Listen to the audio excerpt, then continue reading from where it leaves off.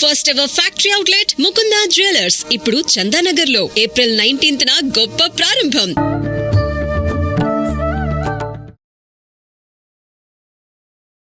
నమస్కారం, welcome to I dream. ధర్మ మార్గం విత్ విజిత కార్యక్రమానికి స్వాగతం. ప్రస్తుతం మనతో పాటు ఉన్నారు వేద పండితులు పవన్ కుమార్ శర్మ గారు. ఇప్పుడు వారితో మాట్లాడి మరిన్ని విషయాలు తెలుసుకుందాం. నమస్కారం గురుగారు. గురుగారు, శని త్రయోదశి రాబోతుంది. మరి మామూలుగానే శని భగవానుడు అని అంటే ప్రతి ఒక్కరు కూడా నెగిటివ్గానే ఆలోచిస్తుంటారు ఆయన గురించి.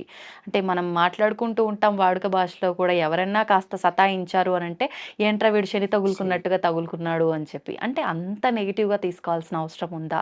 ఇంకొకటి, మనకు శని అనగానే గుర్తొచ్చేది వాళ్ళ వ్యక్తిగతంగా చూసుకుంటే అష్టమ శని అని, అర్ధాష్టమ శని అని చెప్పి, ఏలినాటి శని అని చెప్పి, ఇది ఈ పీరియడ్ నడుస్తోంది మీకు, ఇప్పుడు మీరు ఏం చేసినా కూడా చాలా సోమరితనంగా ఆలస్యంగా నత్తనడక్క పనులు జరుగుతూ ఉంటాయి, ఇలా చెప్తూ ఉంటారు.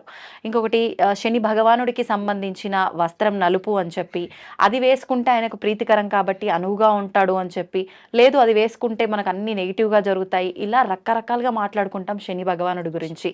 మరి ఇవన్నిటి గురించి మనం బయటపడాలన్నా, ఆ ఇబ్బందుల నుంచి మనం కొంతలో కొంత ఉపశమనం పొందాలన్నా శని త్రయోదశి చాలా ముఖ్యమైన రోజు. మరి ఏం చేయాలంటారు ఆ రోజున? నీలాంజన సమాభాసం రవిపుత్రం యమాగ్రజం ఛాయామార్తాండ సంభూతం తం నమామి శనైశ్చరం. శనైశ్చర గ్రహాయ నమః. శని భగవానుడి మీద మీరు అన్నట్టు ఎన్నో అపోహలు ఉన్నాయి. అవును, ఇవన్నీ అపోహలు అనే మాటే దీనికి కరెక్ట్. ఎందుకంటే ఇవన్నీ కూడా నిజమైనటువంటివి కాదు. ఆయన కూడా ఒక పోలీస్ ఆఫీసర్ ఎటువంటి వాడో, గ్రహములలో శని భగవానుడు అటువంటి వాడు. మనం ఒక పోలీసుని చూసి కఠినమైనటువంటి వాడు అని అంటే ఆయన సహజంగా మంచివాడే. ఆయన డ్యూటీ ప్రకారం ఆయన బాధ్యత పరంగా ఆయన అటువంటి వాడు అయినాడు. అట్లాగే శని భగవానుడికి కూడా దేవతలందరూ కూడా కొన్ని కొన్ని బాధ్యతలని అప్పచెప్పారు. ఇక మనం ఇందాక మనం అష్టమ శని, అర్ధాష్టమ శని అన్నాం. గ్రహాలన్నిట్లోకెల్లా కూడా తక్కువగా అంటే నత్తనడకగా నడిచేటటువంటి యొక్క గ్రహం ఒక్క శని భగవానుడే. అసలు ఆ పేరులో అర్థమే అది అని చెప్పింది జ్యోతిష శాస్త్రం.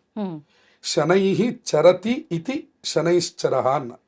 మనం శనీశ్వరుడు అని అంటూ ఉంటాం, అందులో కూడా పెద్దగా తప్పేం లేదు. ఈశ్వరుడు శని అనేటటువంటిది సహజంగా ఉన్నది. కానీ పేరు తం నమామి శనైశ్చరం అని ఉన్నది. శనై చరతి అంటే నెమ్మదిగా వెళ్ళేటటువంటి వాడు అని సంస్కృతంలో మనకు అర్థం తెలుస్తున్నది. అందుకనే మీరు జ్యోతిష్య శాస్త్రంలో చూస్తే ఒక రాశిలో నుంచి ఇంకొక రాశిలోకి వెళ్ళడానికి 9 గ్రహాల్లో ఒక్క శని భగవానుడే 2.5 సంవత్సరముల కాలం తీసుకుంటారు. మిగిలిన ఏ గ్రహానికి ఇంత పీరియడ్ లేదు. ఇప్పుడు ఆ తీసుకున్న 2.5 సంవత్సరాల్లో అది మంచైనా చెడైనా ఏదైనా జరగవచ్చా, లేదు చెడుగానే ప్రభావం? అది వాళ్ళ యొక్క వ్యక్తిగత జాతకములను అనుసరించి గోచారంలో ఉండేటటువంటి ఏలినాటి శని కానివ్వండి, అష్టమ శని కానివ్వండి, అర్ధాష్టమ శని, ఇట్లాంటివి కొన్ని కొన్ని స్థానములు ఆయనకి ఇవ్వవలసినటువంటి ఫలితాన్ని ఇస్తాడు. అటువంటి సమయంలో మీరు జాగ్రత్తగా ఉండండి అని చెప్పారు. ఇక్కడ మనం ఇంకొకటి, ఈ అపోహని తొలగించుకోవడానికి ఇంకొక విషయాన్ని సోషలైజ్డ్గా బాగా అర్థం చేసుకోవాల్సింది ఏమిటంటే, శని భగవానుడు మనకి ఏర్పాటు చేసేటటువంటిది ఏమిటి అంటే రియలైజేషన్. నువ్వు ఏమిటి అనేటటువంటి దాన్ని మొట్టమొదట నీకు తెలియజేసేటటువంటి గ్రహం ఏదైనా ఉంది అంటే అది ఒక్క శని భగవానుడు మాత్రమే. ఆ పీరియడ్లోనే మనకి ఏంటి అనేటటువంటిది మనకు తెలియాలి. అప్పటిదాకా మనం ఒక అపోహలో ఉంటాం. అంటే ఆ టైం చాలా బ్యాడ్గా నడుస్తున్నప్పుడు ఎవరేంటి, ఎవరు పనవాళ్ళు, ఎవరు పరాయి వాళ్ళు, ఇవన్నీ కూడా నిజంగానే తెలిసొస్తాయి కదా. ఖచ్చితంగా తెలుస్తాయి. ముందు మన మీద మనం ఏంటనేటువంటి తెలుస్తుంది. వాస్తవం. అసలు నేనేం చేస్తున్నాను, నేను ఎందుకు అంత ఇదవుతున్నాను, ఎందువల్ల నేను ముందరికి వెళ్ళలేకపోతున్నాను, నాలో ఉన్నటువంటి లోపములు ఏమిటి, ఓహో నాకు ఇంత తొందరగా కోపం వస్తుందా, ఓహో నేను ఇంత లేజీగా ఉంటున్నానా, ఓహో నేను పని చేయగలుగుతున్నది, ఇట్లాంటివన్నీ మన యొక్క స్థితిని మొత్తాన్ని తెలియజేసేటటువంటి వాడు శని భగవానుడు. ఇక రెండో విషయం, అది కూడా ఎప్పుడు తెలియజేస్తారంటే అన్ని స్థానములలో తెలియజేయరు ఆయన. ఒక్క ఏలినాటి శని స్థానములలో ఉన్నప్పుడు రియలైజేషన్ని తీసుకొస్తారు. ఓకే. అష్టమ స్థానంలో ఉన్నప్పుడు ఆరోగ్యం విషయాలలో మెళకువల్ని తీసుకొస్తారు. అర్ధాష్టమ శనిలో ఉన్నప్పుడు మన సంపదలు, మన వాహనములు, మన స్థితులు, మన ఆర్థిక పరిస్థితుల మీద అవగాహన తీసుకొస్తారు. ఓకే. ఒక్కొక్క స్థానంలో ఉన్నప్పుడు ఒక్కొక్కటి మీద మనకు అవగాహన వస్తుంది. మన జాతకం మొత్తానికి కూడా గ్రహ నాయకుడు ఎవరు అంటే శని భగవానుడే. అందువలన శని యొక్క అనుగ్రహం కలిగితేనే రాజరికం వస్తుంది, పదవి వస్తుంది. ఉదాహరణకి ఒక ముఖ్యమంత్రిత్వం రావాలి అనన్నా, ఒక ప్రధానమంత్రిగా దేశాన్ని పరిపాలించాలన్నా, ఒక మన దగ్గర ఉన్నటువంటి మన ఉద్యోగాల్లో మనకంటే పై అధికారిగా ఉండాలన్నా, తన కింద 10 మంది పని చేయాలన్నా శని భగవానుడి యొక్క అనుగ్రహం పరిపూర్ణంగా ఉండాలి. అది ఉంటేనే అది సాధ్యమవుతుంది. అంటే ఒక రకంగా లీడర్షిప్ క్వాలిటీస్ అనుకోవచ్చు కదా. అది ఉంటేనే మన కింద 10 మంది పనిచేస్తారు.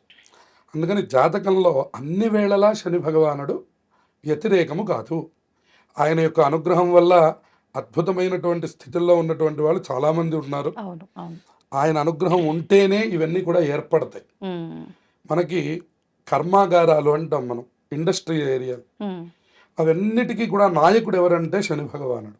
Okay, okay. అలాగే ఈ ట్రావెలింగ్కి సంబంధించినటువంటి బిజినెస్లకి సంబంధించినటువంటి వాళ్ళందరికీ కూడా ఆయన అనుగ్రహం ఉంటేనే దాంట్లో ఆదాయాన్ని సంపాదించగలుగుతారు. ఇలా ముఖ్యమైనటువంటి అంశాల్లో లోకంలో కూడా అతి ముఖ్య పాత్ర శని భగవానుడిది. మీరన్నట్టు జాతకంలో వాళ్ళకి ఏదైనా శని దోషం గనక ఉన్నట్లయితే అది వాళ్ళు పరిహారం చేసుకోవడానికి ప్రతిరోజు శని భగవానుడి యొక్క స్తోత్రం చదువుకొని పరిహారం చేసుకోవచ్చు. లేదు, శనివారాలు కూడా దీనికి ముఖ్యమైనటువంటివి మనందరికీ తెలుసు. వాటన్నిటి కంటే కూడా ముఖ్యమైనది ఏది అంటే ఇప్పుడు రాబోతున్నటువంటి శని త్రయోదశి. ఈ విశ్వావసనామ సంవత్సరానికి సంబంధించి ఇది మొట్టమొదటి శని త్రయోదశి. ఇది మొట్టమొదటి మాసం. ఇందులో కూడా మనకి ఆ రోజు మనం గమనిస్తే సుమారుగా 7 గంటల చిల్లర వరకు మాత్రమే ఈ యొక్క శని త్రయోదశి ఉన్నది, ఉదయకాలంలో. ఇది కూడా మనకి 5:42కి ఇప్పుడు సూర్యోదయం అవుతుంది. అయితే అప్పటి నుంచి 1 గంట కాలం మాత్రమే ఉన్నది. ఇది అందరం బాగా గుర్తుపెట్టుకోవాలి. ఈ గంట కాలంలో మీరు ఏదైనా చేయగలిగితే మీకు రిజల్ట్ వస్తుంది. ఏం చేయాలి అసలు?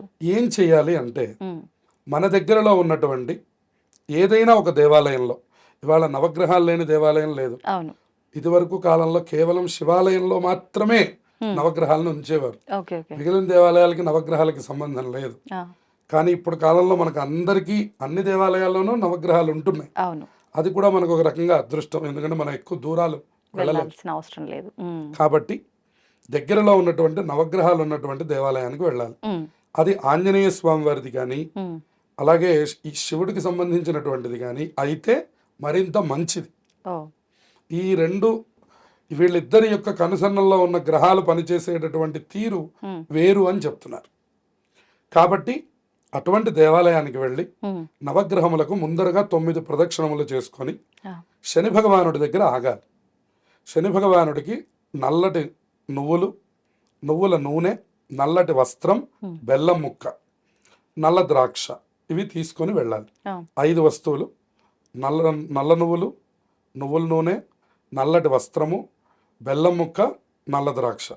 ఈ 5 వస్తువుల్ని కూడా తీసుకొని వెళ్ళి శని భగవానుడి మీద 9 సార్లు ఈ నీలాంజన సమాభాసం శ్లోకం చెప్పుకోవడం, లేదు ఓం శనైశ్చరాయ నమః అనే నామాన్ని చెప్పుకున్నా కూడా అత్యంత ఫలితాలు తొందరగా వస్తాయి. ఆ రోజున నువ్వుల నూనె, నువ్వులు, మళ్ళీ నువ్వుల నూనె, నువ్వులు అలా ఆయన ఒంటి మీద మొత్తము జారేటట్లుగా కనుక పోసినట్లయితే ఆయన శాంతిని పొందుతారు. ఇప్పుడు ఈ బెల్లము, ద్రాక్ష ప్రసాదంగా నివేదన చేయాలా? అవి కూడా అభిషేకం? అవి ప్రసాదంగా నైవేద్యం. ఈ యొక్క నల్లటి వస్త్రాన్ని కప్పాలి. కుదిరితే శంఖు పూలు తీసుకొని వెళ్ళి పూజ చేస్తే ఆయనకి చాలా ప్రీతికరమైనటువంటివి. ఇక అథవా మనకి ఏదైనా ఇప్పుడు నీలం, చామంతి దొరుకుతున్నాయి, ఇటువంటివి ఏవైనా తీసుకెళ్లి పూజ చేయొచ్చు. నీలం పూలు దొరకలేదు కదా అని బాధపడవలసిన అవసరం లేదు. ఏ పూలు దొరికినా స్వామికి ప్రీతే, విశేషమైనటువంటివి నీలం పూలు అని అర్థం. అటువంటి వాటితో పూజ చేసుకొని మళ్ళీ 19 ప్రదక్షిణములు చేయాలి. ఫస్ట్ 9 చేసిన తర్వాత అభిషేక క్రతువులన్నీ అయిపోయిన తర్వాత 19 మళ్ళీ 19 ప్రదక్షిణములు కేవలం శని భగవాన్ ఉద్దేశించి చేయాలి. చేసినటువంటి తర్వాత ఆయన్ని ప్రార్థన చేసి ఉమ్, ఆ శని భగవానుడి యొక్క స్తోత్రం చదువుకోవాలి. దశరథ కృత శని స్తోత్రము అని మనకి ప్రత్యేకంగా ఉన్నది. ఉమ్, ఆ స్తోత్రం చదువుకొని నమః కృష్ణాయ నీలాయ పీతాంబరధరాయ చ అని మనకి దశరథ మహారాజు గారు ఒకనాడు శని భగవానుడిని ప్రార్థన చేశారట.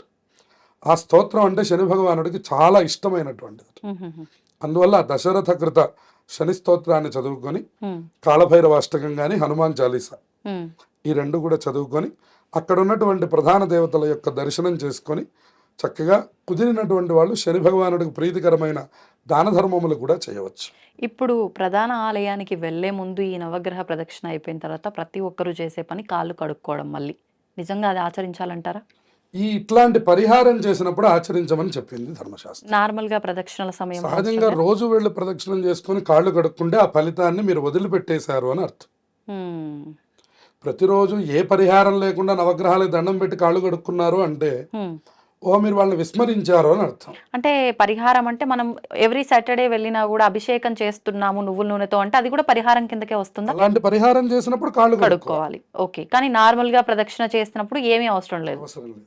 ఆ, ఇప్పుడు రేపు ప్రతిరోజు దేవాలయానికి వెళ్ళిన వాళ్ళు కూడా అవును చేస్తుంటారు. ప్రదక్షిణం చేసి వెంటనే కాళ్ళు కడుక్కుంటూ ఉంటారు. ఖచ్చితంగా కడుక్కుంటారు. కానీ అటువంటి తప్పులు చేయరాదు. ఎప్పుడైనా శని పరిహారం జరిగినప్పుడు ఉమ్, ఉమ్, ఈ దోషం పోవడానికి నేను ఈ పని చేశాను అని అనుకున్నప్పుడు మాత్రమే పాద ప్రక్షాళన చేయమని శాస్త్రం చెప్తున్నది. ఓకే. ఇప్పుడు అక్కడ స్వామివారి దగ్గర ప్రసాదంగా మనం పెట్టిన బెల్లం ద్రాక్ష మనం మళ్ళీ దాన్ని ప్రసాదంగా స్వీకరించొచ్చా, తీసుకోవచ్చా? చక్కగా ఉమ్, ఎవరి దోషం నిమిత్తం చేశారో వాళ్ళు తీసుకోవాలి. మిగతా ఇది వాళ్ళు. మొత్తం కుటుంబం అంతా తీసుకెళ్లవలసిన అవసరం లేదు. Okay okay. ఇప్పుడు ఎవరి కోసం చేశారో, ఉదాహరణకి పిల్లవాడి కోసం తల్లి చేశారు, ఉమ్, తీసుకొచ్చి పిల్లవాడికి ప్రసాదం పెట్టాలి. ఉమ్, ఓకే. అట్లా తన కోసం తను చేసుకున్నాడు, ఒక పండు స్వామి దగ్గర నుంచి తీసుకొని ప్రసాదంగా తీసుకోవాలి. ఓకే. తప్పించి ఇంటికి తీసుకొచ్చి అందరికీ పంచే విభాగం లేదు. మనకన్నా ముందరే ఎవరైనా స్వామివారికి అభిషేకం కనుక చేసుకొని ఉంటే మనం ఫస్ట్ వాటర్తో అభిషేకం చేసిన తర్వాత నువ్వుల నూనె నువ్వులతో చేయాలా, లేదు అంటే అదే విధంగా మనం కూడా చేయొచ్చా? అదే విధంగా చేయవచ్చు. ఓకే. ఎందుకంటే మళ్ళీ స్వామివారి మీద ఎక్కడ నీళ్లు పోయడం అనే మాట లేదు. ఉమ్, శని భగవానుడికి నీరు తగలడానికి వీల్లేదు. ఓకే. దీని వెనకాల మనకు ఒక కథ ఉంది పురాణాంతర్గతంగా. ఉమ్, రామాయణంలో కూడా ఒక కథ ఉన్నది. ఉమ్, రామాయణంలో ఆంజనేయ స్వామి వారు వారధి నిర్మాణం చేసేటప్పుడు శని భగవానుడు వచ్చాడు. ఉమ్, ఆంజనేయ స్వామి వారిది పూర్వభాద్ర నక్షత్రం, కుంభరాశి. ఆయన అన్నారు, అయ్యా నేను నిన్ను నీ యొక్క స్థానంలోకి రావాల్సినటువంటి సందర్భం వచ్చింది, ఉమ్, అందువల్ల నేను నీ కోసం వచ్చానంటే నేను రాముల వారి సేవలో ఉన్నాను, నువ్వు నాకు మళ్ళీ తప్పకుండా నువ్వు నన్ను నీ యొక్క పని పూర్తి చేయాలి తప్పకుండా, కాబట్టి నువ్వు మళ్ళీ కూడా నన్ను కలుసుకోవాలి, నేను ఇప్పుడు రాముడి యొక్క సేవలో ఉన్నాను కాబట్టి నేను నీకు అవకాశం ఇవ్వలేను అన్నారు. ఉమ్, సరే ఆయన ఇంకొక 2 రోజులు పోయిన తర్వాత మళ్ళీ వచ్చారట. ఉమ్, మళ్ళీ వచ్చన్నారట, అయ్యా మరి ఎక్కువ సమయం లేదు, no. నా పని నేను ప్రారంభించాలి కాబట్టి మీరు నాకు సహకరించాలి అన్నారు ఆంజనేయ స్వామి. నేను రాముల వారి సేవలో ఉండంగా ఉమ్, నేను ఎవరు చెప్పినా నేను వినను, నీకు ముందరగా చెప్పి ఉన్నాను, ఉమ్, రాముల వారి సేవ పూర్తయిపోయిన తర్వాత నేనే వచ్చి నీకు తగిన విభాగాన్ని చెల్లిస్తాను అని. ఉమ్, శని భగవానుడు కాదు, నేను నా పని పూర్తి చేస్తాను అని ఆయన ప్రారంభం చేస్తాడు. ప్రారంభం చేస్తే సరే నన్ను పట్టి పీడించడం నీ యొక్క కర్తవ్యం. ఇందులో మనకి పీడ అన్న శబ్దానికి అర్థం కూడా వాళ్ళ వాళ్ళ స్వస్థితిని తెలియజేయడం. ఆ, కాబట్టి ఆయనకు కూడా ఆ స్థితి కలిగింది. ఉమ్, అయితే దానివల్ల ఏం జరుగుతోంది అని అన్నా. ఉమ్, సరే నీ పని నువ్వు చేసుకోమని చెప్పారు. ఇక ఆయన ఆ వారధి నిర్మాణానికి సరైనటువంటి స్థితి చేయలేకపోతున్నారు. ఉమ్, అప్పుడు ఆంజనేయ స్వామి వారు ఆ శని భగవానుని ప్రత్యేకంగా కోరుకున్నారట, ఆ, నువ్వు దయచేసి ఈ సమయంలో ఏదైతే రాముల వారి సేవ జరుగుతుందో ఆ సమయంలో నువ్వు నన్ను ఇబ్బంది పెట్టద్దు, ఉమ్, నువ్వు దయచేసి నన్ను అనుగ్రహించి నా మీద నుంచి నీ పీడ వదులు కనుక చేసినట్లయితే ఈ రామకార్యాన్ని పూర్తి చేసి ఉమ్, నేను నీకు పూర్తిగా బద్ధుణ్ణి అవుతాను అని చెప్తాను. ఆ శని భగవానుడు వినడు. ఉమ్, అప్పుడు ఆయన ఏం చేస్తారంటే ఆ వారధి మధ్యలో నుంచొని ఆ తోకతో ఆ శని భగవానుణ్ణి తన మీద నుంచి తీసుకొని ఉమ్, ఈ ఒడ్డుకి ఆ ఒడ్డుకి వేసి కొడతారు. ఆ, తోకతో శని భగవానుణ్ణి చుట్టి చుట్టేసి ఈ ఒడ్డుకి ఆ ఒడ్డుకి వేసి కొడతారు. ఉమ్, కొట్టేసరికి శని భగవానుడికి ఒంటి నిండా గాయములైపోయాయి. ఉమ్, అయిపోయిన తర్వాత విసిరి ఆ ఒడ్డుకు వేసేసరికి రామచంద్రమూర్తి వచ్చారు.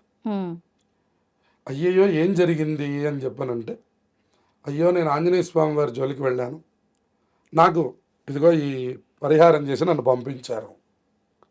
అప్పుడు వెంటనే రామచంద్రమూర్తి పిలిచన్నారు. ఆయన డ్యూటీ చేయడానికి, ఆయన పని బాధ్యతను పూర్తి చేయడానికి వచ్చినప్పుడు మనం ఇలా చేయకూడదు. అందున ఎవరు రాముడు వారి యొక్క కార్యంలో ఉన్నారో వాళ్ళకి అసలు చెయ్యకూడదు. అందువలన నీకు ఒంటి నిండా నువ్వుల నూనె రాస్తాను. అందుకే ఇదివరకు మనవాళ్ళు కూడా దెబ్బలు తగ్గడానికి ఇప్పటికీ రాసుకునే వాళ్ళు ఉన్నారు. మనం చూడండి, ఒక తైలం రాసుకుంటే మోకాళ్ళ నొప్పులు తగ్గడం అనేటటువంటిది మనం చూస్తున్నామా లేదా? చూస్తున్నాం. అట్లాగే ఒంటికి కూడా ఇదివరకు ఏ రకమైన ఆయింట్మెంట్స్ లేవు.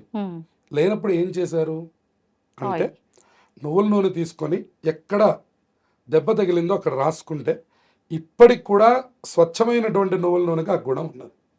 అది వెంటనే మాడిపోతుంది. మీరు క్రీమ్ రాస్తే ఎటువంటి ఫలితం వస్తుందో దానికి ఇంకొక 10 తొందరగా ఫలితం వస్తుంది. అంటే నువ్వుల నూనెలో వేడి యొక్క శక్తి ఉంటుంది. దానివల్ల అది తొందరగా తగ్గిపోతుంది. ఆ నువ్వుల నూనెని ఒళ్ళంతా రాసి ఆయనకి అభిషేకం చేస్తారు. అప్పటి నుంచి ఆంజనేయ స్వామి వారి యొక్క సన్నిధిలో ఉన్నటువంటి యొక్క శని భగవానుడికి ఎవరు నువ్వుల నూనెతో అభిషేకం చేస్తారో ఆయన యొక్క కనుసన్నలో ఉన్నటువంటి గ్రహాలు ఏవైతే ఉన్నాయో ఆ శని భగవానుడు ఎవ్వరి జోలికి రాడు. విశేషించి రాముల వారి సేవ చేస్తున్నటువంటి వాళ్ళకి కానీ ఆంజనేయ స్వామి వారి యొక్క భక్తుల జోలికి కానీ అసలు రాను అని ప్రత్యేకంగా ఆ రోజు చెప్పి అక్కడి నుంచి వెళ్ళిపోయారట. ఇది రామాయణంలో ఉన్నటువంటి మనకు చిన్న ఇతిహాసం మనకు కనబడుతుంది. అందువల్ల నువ్వుల నూనెతోనే ఎప్పుడు అభిషేకం చేయాలి కానీ శని భగవానుడి దగ్గరికి నీళ్లు తీసుకొని వెళ్ళకూడదు. కాబట్టి చక్కగా నువ్వుల నూనె ఒళ్ళంతా కనుక జారినట్లయితే ఆయనకు అత్యంత ఆనందం కలుగుతుంది. దానివల్ల మన యొక్క దోషములన్నీ కూడా నివృత్తి కలుగుతాయి. ఎప్పుడైతే నువ్వుల నూనె ఒంటి నిండా వెళ్ళిపోయిందో, అందుకనే మనకి అలక్ష్మి పరిహారానికి కూడా నువ్వుల నూనె వాడమంట. మీరు చూడండి, పండగలు వచ్చినప్పుడు అభ్యంగన స్నానం చేస్తాం. అప్పుడు ఏం చేస్తాం? నువ్వుల నూనె తలకి ఒంటికి నువ్వుల నూనె రాస్తారు. బాగా ఇప్పటికి కూడా మనకి సిటీ సంప్రదాయాల్లో తక్కువగా ఉంది కానీ పల్లెటూళ్ళల్లో వారానికి 2 సార్లైనా ఒంటి నిండా నూనె రాసుకొని సూర్యుడి యొక్క రశ్మిలో కూర్చోవడం అనేటటువంటిది కూడా ఒక థెరపీ. అది ఆ నూనె రాసుకొని కనుక కూర్చున్నట్లయితే దేహదారుఢ్యం కలుగుతుంది, మంచి దేహ పటుత్వం కలుగుతుంది, వాడి బాడీ యొక్క స్థితి మారుతుంది. అప్పుడు ఆ దృఢమైనటువంటి శరీరంతో వాళ్ళు ఆ పనులు చేయాలి. అందుకని ఈ పొలానికి వెళ్ళే వాళ్ళు కూడా ఎండ యొక్క తాపం తట్టుకోవడానికి కానీ చలి యొక్క తాపం తట్టుకోవడానికి వారానికి 2 పర్యాయాలు నువ్వుల నూనె రాసుకొని ఎర్రటి ఎండలో కూర్చుంటే అది లోపలికి ఇంకి దేహమును బాగా దృఢం చేస్తుంది. అప్పుడు వాడికి చిన్న తగిలినటువంటి దెబ్బలని అనిపించవు. అటువంటి స్థితి కలగడానికి నువ్వుల నూనె ఎంతగానో తోడ్పడుతుంది. కాబట్టి అందులో ఇటువంటి సైంటిఫిక్ రీజన్ ఉంది కాబట్టి దాన్ని మన శని భగవానుడికి అభిషేకం చేసి మనం కూడా మన యొక్క శరీరమును మన యొక్క మానసిక స్థితిని వీటన్నిటిని దృఢం చేయడానికి మనం ఆ యొక్క ఏర్పాటు పెద్దలందరూ మన కోసం చేశారు. కాబట్టి అటువంటి తైలాభిషేకాన్ని చక్కగా ఆచరించి 19 సార్లు ఈ నీలాంజన సమాభాసం చదువుకోవడం. ఒకవేళ ఈ శ్లోకం అంతా మాకు నోరు తిరగదండి అని అనుకున్న వాళ్ళు ఓం శనైశ్చరాయ నమః అనే నామం అనుకోవాలి. శనై చరతి అన్నారు. చరతి అంటే నడిచేటటువంటి వాడు ఆయన కాబట్టి నెమ్మదిగా నడిచేవాడా నీకు నమస్కారం. కాబట్టి ఆ శనైశ్చరాయ నమః అనే నామం చాలా గొప్పది. అది స్మరించినా కూడా ఆయన యొక్క అనుగ్రహం కలుగుతుంది. ఏ సంబంధంలో కూడా శని భగవానుడు అందరికీ వ్యతిరేకాన్ని చెయ్యడు. వాళ్ళ జాతకంలో ఉండేటటువంటి ప్రత్యేక స్థితుల్ని అనుసరించి కొన్ని సందర్భాల్లో అలా జరుగుతుంటుంది. అప్పుడు కూడా పరిహారమునకు వశమైపోయేవాడు శని భగవానుడు. కాబట్టి పరిహారములు చేసుకుంటే ఆయన కంటే గొప్పవాడు ఎవరు లేరు. ఆయన యోగిస్తే మన జాతకం అత్యంత శక్తివంతమవుతుంది. అన్ని విధాలా శని భగవానుడు ప్రతి జాతకుడికి మేలు చేసేవాడే తప్ప కీడు చేసేవాడు కాదు. శని త్రయోదశిని మనం ఎలా వాడుకోవాలి అంటే, ప్రస్తుత ఏలినాటి శనిని అనుభవిస్తున్న వాళ్ళు, అలాగే అష్టమ అర్ధాష్టమ శనుల వాళ్ళు ఎవరైతే ఉన్నారో వాళ్ళు దీన్ని బాగా సద్వినియోగం చేసుకోండి. ఇది శని హోరలో జరుగుతుంది. ప్రతిరోజు మనకు ఒక హోరా కాలం అనేది ఉంది. అందులో ఈ శని త్రయోదశి కూడా 1 హోర మాత్రమే ఉంది. తర్వాత చతుర్దశి వచ్చింది. వస్తే ఈ ఫలితం ఉండదండి అని చెప్పడానికి లేదు. కానీ మీరు అన్నట్టు ముహూర్త కాలం ఏదైనా ఉంది అంటే అది కేవలం 6 గంటల నుంచి 7 గంటల వరకు ఓకే. మాత్రమే. ఉమ్, కాబట్టి ఆ కాలంలో కనుక మీరు ఈ దోష పరిహార పూజ చేస్తే మీరు అనుకున్నటువంటి కోరికలన్నీ శని భగవానుడు పూర్తి చేస్తాడు. తప్పకుండా హనుమాన్ చాలీసా, కాలభైరవాష్టకం, విష్ణు సహస్రనామం ఉమ్. ఈ 3 స్తోత్రాలు కూడా శని భగవానుడికి చాలా శక్తివంతమైనవి. అవి కూడా చదువుకుంటే మరింత ఫలితాలని పొందవచ్చు. ధన్యవాదాలండి. శుభమస్తు.